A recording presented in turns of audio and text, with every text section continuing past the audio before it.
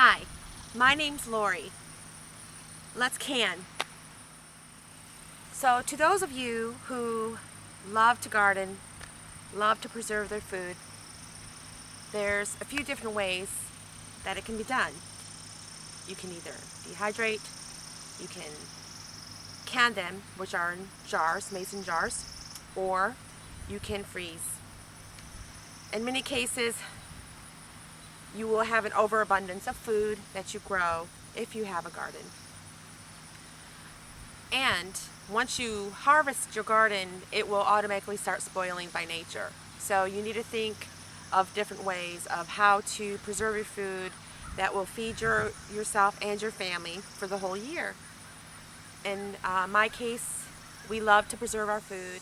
I recommend to follow the USDA and the FDA safety guidelines. I will provide the links in the comment section.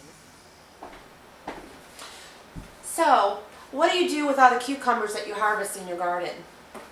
Well, pickle them. So, first what you want is a good sharp knife, and you want to just cut all the bad parts off, and you can even use the bad parts for compost if you like to save compost for your garden. And you want to just cut off any bad parts that you may find on your cucumbers. So what you want to do, you want to just slice them. We love to have spares. So we just cut that in half like that. And then you do another just like that. And so that way you have spares. And you can go. Now we do the ingredients for the brine. Best thing to do is when you're slicing your cucumbers, make the brine ahead of time, and that way it's on the stove warming up and it'll be ready to go when you're ready to pack your jars with the cucumbers.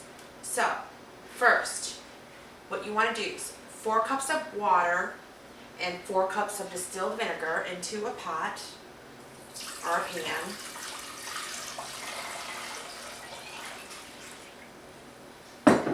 Then you do 3/4 cup of sugar, 1/2 cup of salt, pickling salt,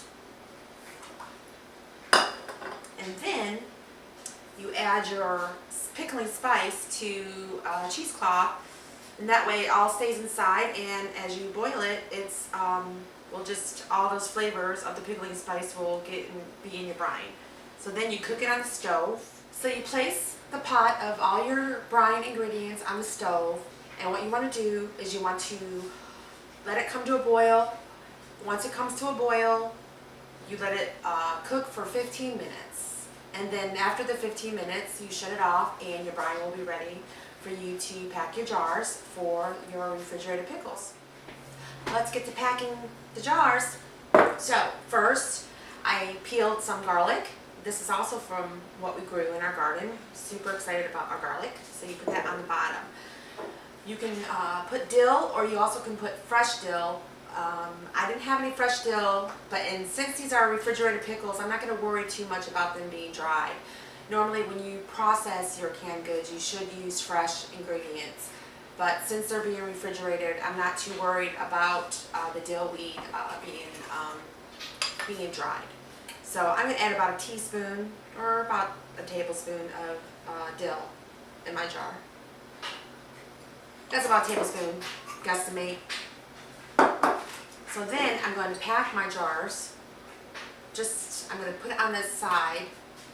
Hope you can see this. Put this on the side, and then that way I can really pack them as good as I can with them plenty of room. The timer's gone off. It's now time to add the brine.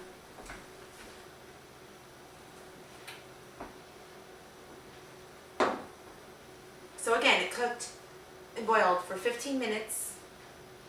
That way all the flavors and everything is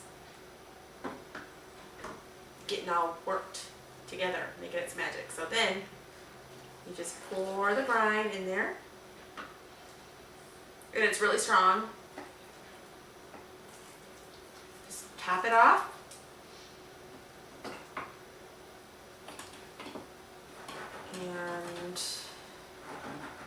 Normally you could debubble it, make sure all the bubbles are out of it.